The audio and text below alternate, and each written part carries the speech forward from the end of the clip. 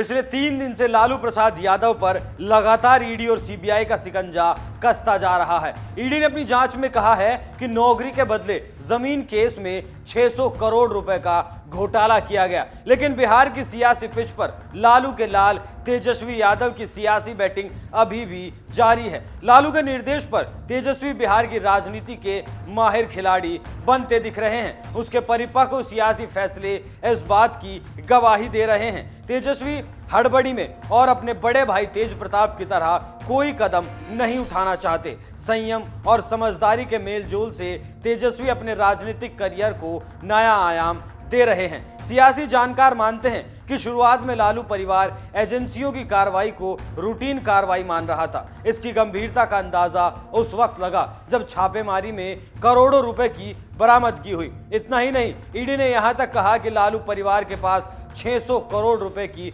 आपराधिक संपत्ति का पता चला है। सियासी जानकारों का अनुमान है कि इस मामले में तेजस्वी जेल भी जा सकते हैं। तेजस्वी के राजनीतिक सफर पर ग्रहण लगाने वाली ईडी ने और क्या खुलासा किया है बताऊंगा आपको इस रिपोर्ट में। नमस्कार, एनएमएफ न्यूज देख रहे हैं आप, मैं हूं आपके साथ अभिषेक पुंडीर।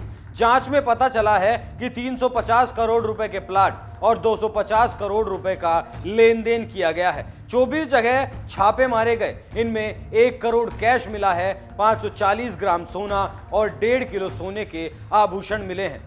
रेलवे के विभिन्न जोन में ग्रुप डी की भर्ती में 50% कैंडिडेट्स की भर्ती लालू परिवार के चुनावी क्षेत्रों से की गई। इधर ईडी की रेड के बाद सीबीआई भी एक्टिव मोड में है। जांच एजेंसी ने 11 मार्च को बिहार के डिप्टी सीएम तेजस्वी यादव को पूछताछ के लिए समन भेजा और आज ऑफिस आने के लिए कहा। इससे पहले 4 फरवरी को भी समन भेजा गया था। न्यूज एजेंसी एएनआई के मुताबिक तेजस्वी की पत्नी की तबीयत खराब होने की वजह से सीबीआई के सामने पेश नहीं होंगे। उन्होंने वक्त मांगा है। ईडी की रेड के बाद उनकी पत्नी को 10 मार्च को अस्पताल ले जाया गया था क्योंकि वो गर्भवती हैं। छापों पर बिहार के मुख्यमंत्री नीतीश कुमार यादव का भी बयान आया है। उन्होंने कहा, जब हम साथ आते हैं तो रेड शुरू हो जाती हैं। 2017 में भी ऐसे ही हुआ था और अब 5 साल बाद भी वही हो रहा है। आज आप जानते हैं कि शुरू से लेकर के अब तक कभी हमने कोई प्रतिक्रिया कहीं पर कुछ होता है तो उस पर हम नहीं कुछ बोलते। अब जहाँ पर भी हो रहा है, कुछ भी हो रहा है, जिनके बारे में अभी हो रहा, बोलिए ना। 17 में हुआ था और मान लीजिए कि सारी बात हो गई, हम फिर अलग हुए। तो 5 साल बीत गया, सब रेड हुआ, अब फिर हम लोग एक साथ हो गया, तब फिर रेड हो रहा, तब इसमें क्या कर। इधर बीजेपी प्रवक्ता गौरव भाटिया ने 11 मार्च को दिल्ली में प्रेस कॉन्फ्रेंस कर नीतीश और लालू पर जमकर निशाना साधा। उन्होंने कहा, लालू परिवार ने नौकरी के बदले जमीन ली है, भ्रष्टाचार के खिलाफ कार्रवाई की जा रही है तो विक्टिम कार्ड खेल रहे नीतीश कुमार अवसरवादी नेता हैं।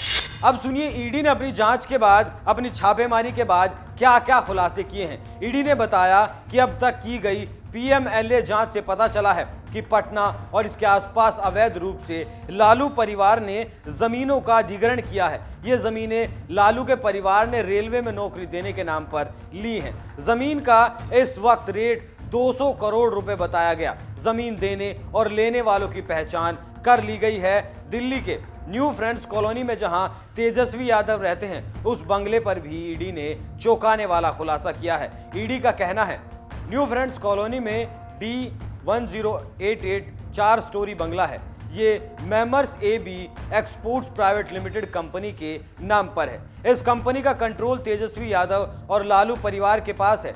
इसे तेजस्वी यादव अपने आवासीय संपत्ति की तरह यूज करते हैं। इसका बाजार रेट इस वक्त 150 करोड़ रुपए है, जबकि इसे 4 लाख रुपए में लिया गया था। अपनी जांच के अगले पॉइंट में ईडी ने बताया कि कैंडिडेट से 4 प्लॉट महज 7.50 लाख रुपए में आरजेडी के पूर्व विधायक अब्बू दोजान ने खरीदे। इस डील में 3.5 करोड़ रुपए का लाभ अब्बू दोजाना और राबड़ी देवी को हुआ। ईडी को लालू के करीबियों के घर से 1 करोड़ कैश, 2 किलो सोना मिला।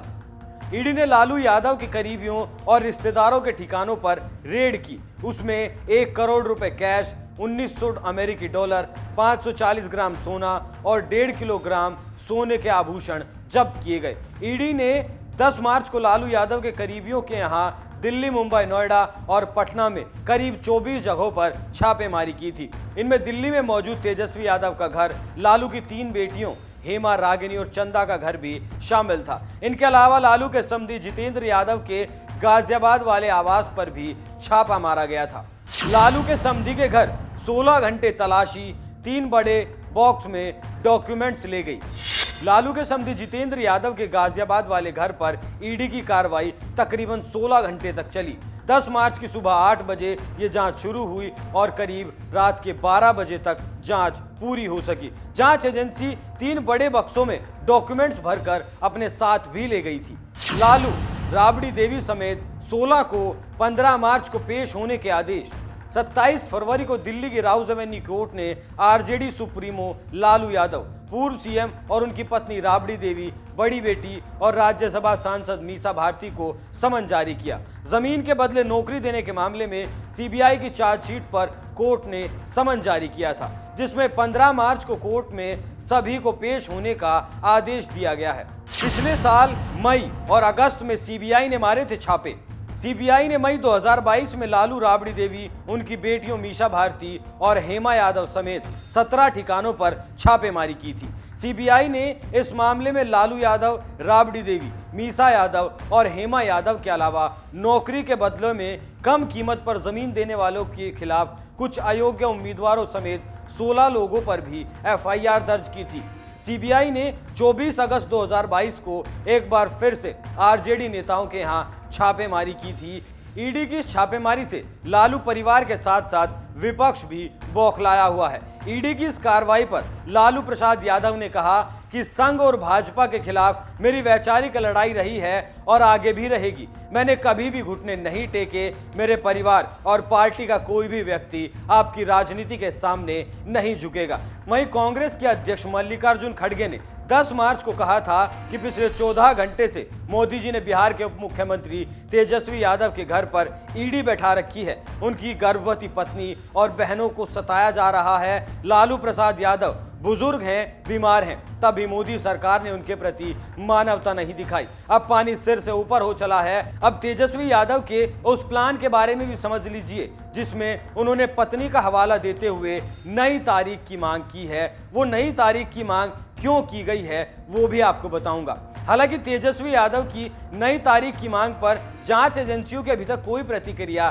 नहीं आई है, लेकिन जानकारों का मानना है कि नई तारीख मिलने से तेजस्वी कई फ्रंट पर खुद को पहले से ठीक करने का काम करेंगे। तेजस्वी जांच एजेंसियों के पास जाने से पहले अपने मंत्रालयों से जुड़े सभी काम पूरे कर लेना चाहते हैं। तेजस्वी स्थितियां अपने अनुरूप ढालना चाहते हैं। वो रणनीतिक रूप से खुद संभल कर कदम उठाना चाहते हैं, क्योंकि आंखों में सपना बड़ा है और वो बिहार का मुख्यमंत्री बनने का है। जैसे मनीष सिसोदिया को पूछताछ के लिए बुलाया गया था, लेकिन उनकी गिरफ्तारी हो गई, वैसे ही तेजस्वी यादव को भी लगता है कि कहीं पूछताछ के बहाने उनकी भी गिरफ्तारी ना हो जाए, इसलिए वो समय से पहले सीबीआई ईडी के पास जाने से पहले अपने सारे कामों को समेट लेना चाहते हैं। आप इस खबर पर क्या राय रखते हैं हमें कमेंट करके जरूर बताएं। नमस्कार।